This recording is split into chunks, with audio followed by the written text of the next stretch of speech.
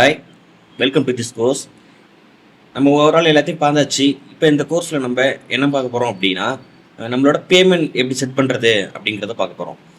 அதுக்கு ஒரு எக்ஸ்ட்ரா ஒரு பிளகின் வேணும்னா கண்டிப்பாக நம்ம யூஸ் பண்ணிக்கலாம். அது வந்து யூபிஐ கியூஆர் கோட் ஸ்கேனர் அப்படின்ட்டு.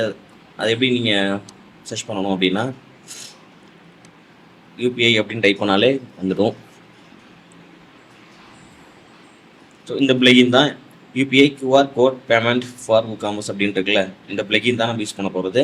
ஸோ நான் ஆல்ரெடி இன்ஸ்டால் பண்ணிட்டேன், ஆக்டிவும் பண்ணியாச்சு. நெக்ஸ்ட்டு ஆக்டிவ் கொடுக்க வேண்டியதான்.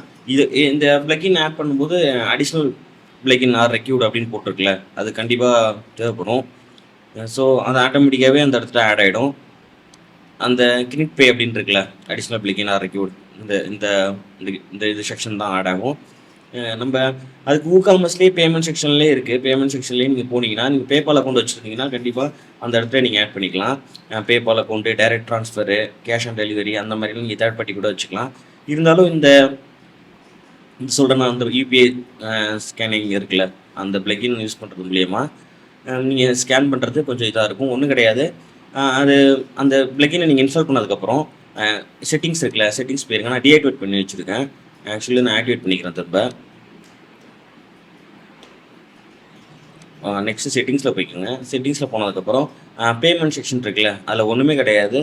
உங்களோட யூபிஐ ஐடி இந்த இடத்துல கொடுத்துருங்க.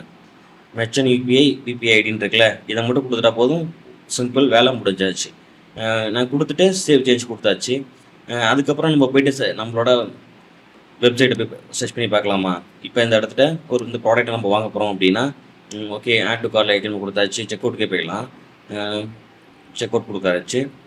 செக் அவுட் கொடுத்த உடனே நம்மளோட அட்ரஸ், பில்லிங் அட்ரஸ்லாம் கேட்கும்.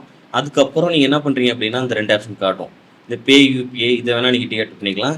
நெக்ஸ்ட் இதெல்லாம் கொடுத்ததுக்கப்புறம் நீங்கள் உங்களோட யூபிஐ அட்ரஸை கொடுத்துட்டு நம்மளோட கஸ்டமர் கொடுத்துட்டு ப்ரொசீட் டு பே அப்படிங்கிற செக்ஷனுக்கு போனாங்கன்னா நெக்ஸ்ட்டு அது யூபிஐ ஸ்கேனிங் கோட் காட்ட ஆரம்பிச்சிடும். ஸோ இதில் நம்ம ஸ்கேன் பண்ணி நம்மளோட பேமெண்ட் கேட்வே மூலியமாக நமக்கு பணம் வர ஆரம்பிச்சிருச்சுன்னா, நமக்கு ஆர்டர்ஸில் போயிட்டு நம்மளோட ஆர்டர்ஸில் எவ்வளோ ஆர்டர் வந்திருக்கு அப்படிங்கிறத நம்ம ஈஸியாக தெரிஞ்சுக்கலாம். ஸோ அவ்வளோதான், இதுதான் பேமெண்ட் கேட்வே. ஈஸியாக இது பண்ணிக்கலாம். அதுக்கப்புறம் WooCommerceல போயிட்டு நம்மளோட ஆர்டர்ஸ் இருக்குல்ல, ஆர்டர்ஸில் போனீங்கன்னா நம்மளோட ஆர்டர்ஸ் என்னென்ன வந்திருக்கு அப்படிங்கிறது நமக்கு தெரிய ஆரம்பிச்சிடும். பேமெண்ட் பெண்டிங் பேமெண்ட் இருக்குல்ல, அந்த மாதிரி உங்களுக்கு ஷோ ஆக ஆரம்பிச்சிடும். அதுக்கப்புறம் நீங்கள் அதுலேருந்தே தெரிஞ்சுக்கலாம் யார் யாருக்கு நீங்கள் ஆர்டர் பண்ணணும் அப்படிங்கிறது. நம்மளோட பில்லிங் டீட்டெயில்ஸ் எல்லாமே வந்துருச்சு பாருங்கள்.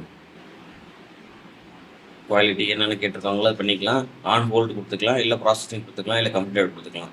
ஆன் ஹோல்டில் இருக்குது. இப்போ ப்ராசஸிங் கொடுத்துட்டோம்னா ஆட்டோமேட்டிக்காக நம்ம அடுத்த ஸ்டேஜுக்கு மூவ் ஆக ஆரம்பிச்சிடலாம். ஸோ ப்ராசஸிங் ஸ்டேட்டஸில் ப்ராசஸிங்கில் இருக்குது.